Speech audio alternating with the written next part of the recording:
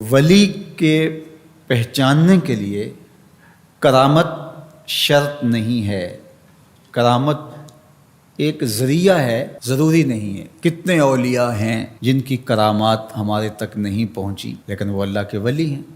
سب سے بڑے ولی اس امت کے صحابہ تھے، ان میں سے کتنے کی کرامات ہمارے پاس پہنچی ہیں لیکن ہم انہیں اللہ کا ولی مانتے ہیں۔ تو یہ کوئی شرط نہیں ہے، شرط ایمان اور تقوی ہے، اور باقی احادیث میں مختلف ان کی علامتیں بتائی گئی ہیں۔ الذین اذا رأوا ذکر اللہ، ایمان اور تقوی سے متصف بندگان خدا کی ایک علامت یہ ہے جب تم ان کی صحبت میں بیٹھو تمہیں خدا یاد آ جائے، اللہ کی یاد آنے لگے۔ تو کرامت معیار ولایت نہیں ہے اور شرط ولایت بھی نہیں ہے۔ تھوک کے حساب سے مارکیٹ میں بہت سارے لوگوں کی جعلی کرامات موجود ہیں، تو اولیاء کے لیے ہم عقیدت اور محبت کے جذبات رکھتے ہیں تو پھر مارکیٹ میں 2 نمبر بھی اس کا آئے گا۔ اور ہمیں پتہ ہے غذائی اجناس سے لے کر کے ادویات تک اور دیگر ضروریات زندگی تک کہ اصل کیا ہے اور نقل کیا ہے، تو ہمیں اس میں بھی غور و فکر کرنا چاہیے کہ اصل کیا ہے اور نقل کیا ہے، نہ یہ کہ ہم چند بدطینت لوگوں کی وجہ سے حقیقت کا انکار کر دیں۔ تو آج بھی کچھ لوگ ہیں جو کہتے ہیں جی چھوڑو، ہم نہیں مانتے کرامتوں شرامتوں کو، اس طرح کے لفظ بولتے ہیں، جبکہ کرامت کا من حیث الکرامت انکار کفر ہے۔ اگر کوئی کہے میں کرامت کو ہی نہیں مانتا تو یہ کفر ہے۔ وہ کرامتیں جن کا بیان قرآن مجید میں موجود ہے، جس طرح آصف بن برخیہ کا تخت بلقیس لانا، حضرت مریم سلام اللہ علیہا کے حجرے میں بے موسم پھلوں کا آنا، اصحاب کہف کا 300 سے زائد سال کا عرصہ سوئے رہنا کھائے پیے بغیر، اور رب ان کی کروٹیں بھی بدلتا رہا، یہ قرآن میں مذکور ہے۔ تو اس کا انکار بھی کفر ہے، قرآن کا انکار لازم آتا ہے۔ اگر کسی کرامت کا بیان حدیث متواتر میں ہو تو اس کا انکار بھی کفر ہے، لیکن ایسی کوئی کرامت نہیں جس کا ذکر حدیث متواتر میں ہو۔ البتہ احادیث مشہورہ اور احادیث احاد میں کرامات کا بیان موجود ہے، تو ان کا انکار بھی گمراہی ہے۔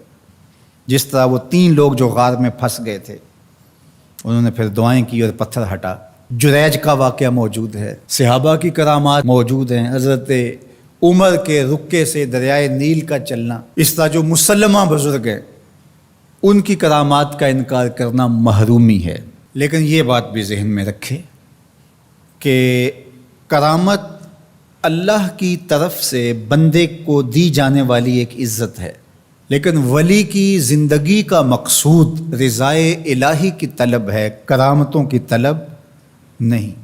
لیکن عمومی طور پہ ہمارے اسٹیجوں کے اوپر اولیاء کے حوالے سے جو بات کی جاتی ہے، بس آپ سننے کے لیے بیٹھے ہیں اور خطیب صاحب نے کان پہ ہاتھ دھرا اور 2-4 کرامتیں سنائی اور چلے گئے، معیار بتایا ہی نہ، جس کے نتیجے کے اندر بہت سارے عوام اس سے غافل ہوتے ہیں۔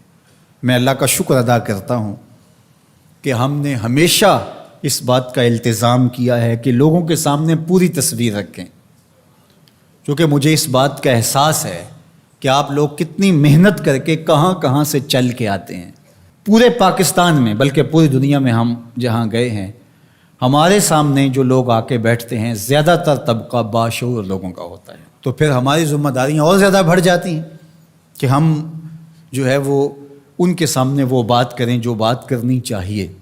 اس منبر سے آپ کو وہ چیز نہیں ملے گی جو عوام کی ڈیمانڈ ہوگی، وہ چیز ملے گی جو عوام کی حقیقی ضرورت ہوگی۔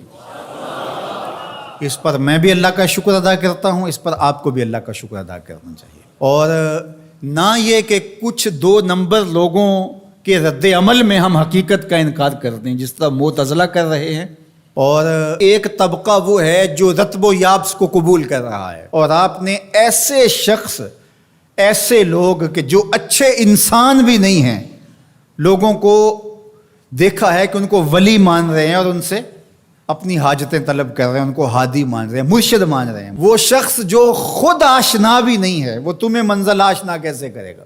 میں کتنے لوگوں کو جانتا ہوں جن کو فہم دین ہی میسر نہیں ہے. یہ میں ان لوگوں کی بات نہیں کر رہا جو منہ دراز ہیں اور بالکل ننگ دھڑنگ ہیں، ان کی بات نہیں کر رہا.